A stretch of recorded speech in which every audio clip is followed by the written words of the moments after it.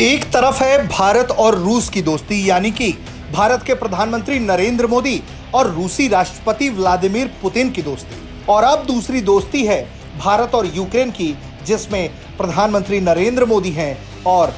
यूक्रेनी राष्ट्रपति Volodymyr Zelensky हैं। जी हां, अब ये दोस्ती धीरे धीरे परवान चढ़ती जा रही है, क्योंकि खबर है कि राष्ट्रपति ज़ेलेंस्की भारत के दौरे पर आ सकते हैं। ये बात किसी और ने नहीं बल्कि यूक्रेनी राजदूत ने खुद अपनी जुबान से बताई है। सुनिए उनका क्या कुछ कहना है, फिर बात आगे बढ़ाएंगे। Prime Minister kindly invited my president to visit India, and I'm looking forward that it's happen maybe by the end of this year. We will be happy to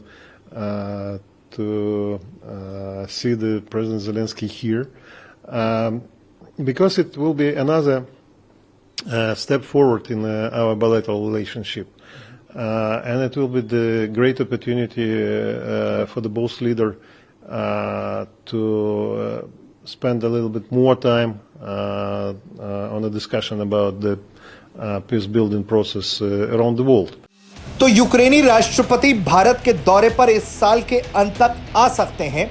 और उसकी तैयारियां भी ऐसा लगता है कि शुरू हो गई हैं। यही वजह है कि इस तरह के बयान देकर अभी से ही माहौल को बनाया जा रहा है, और ये भी हो सकता है कि ये रूस पर दबाव की किसी तरह की कोई टैक्टिक्स हो, क्योंकि जिस तरह से रूस पर दबाव बनाने के लिए यूक्रेन दांवपेच करता रहा है उसका ये एक हिस्सा हो सकता है। लेकिन हाल ही में रूसी राष्ट्रपति व्लादिमीर पुतिन ने जिस तरह से भारत का नाम लेते हुए ये कहा था कि अगर यूक्रेन और रूस के बीच बातचीत करानी है तो उसमें भारत की भूमिका बेहद अहम हो जाती है, तो फिर सवाल यह है कि क्या यूक्रेनी राष्ट्रपति इस फॉर्मूले पर राजी हैं, और जब वो भारत आएंगे तो पहले से भारत के पास क्या किसी तरह का कोई रूसी राष्ट्रपति का उनके लिए संदेश भी होगा। जिस तरह से पीएम मोदी ने रूस का दौरा किया और फिर वो भारत आए और फिर उसके बाद वो पहुंचे यूक्रेन, जहां उन्होंने यूक्रेनी राष्ट्रपति वोलोदिमीर ज़ेलेंस्की से मुलाकात की,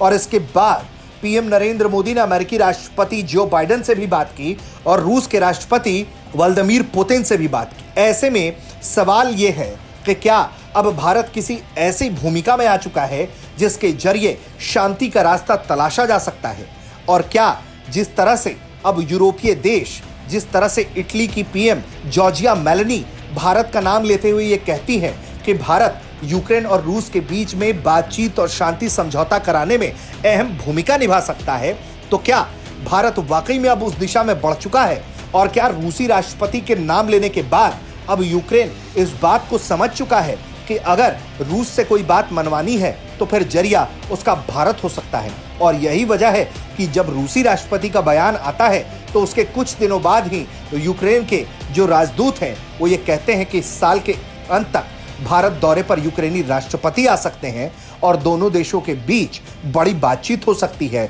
द्विपक्षीय संबंध और मजबूत हो सकते हैं, और दुनिया में जो अशांति फैली है उसको लेकर भी कोई नई दिशा तय हो सकती है। तो अब इंतजार करिए आधिकारिक ऐलान का, और तब तक कयासों का बाजार ऐसे ही गर्म रहेगा।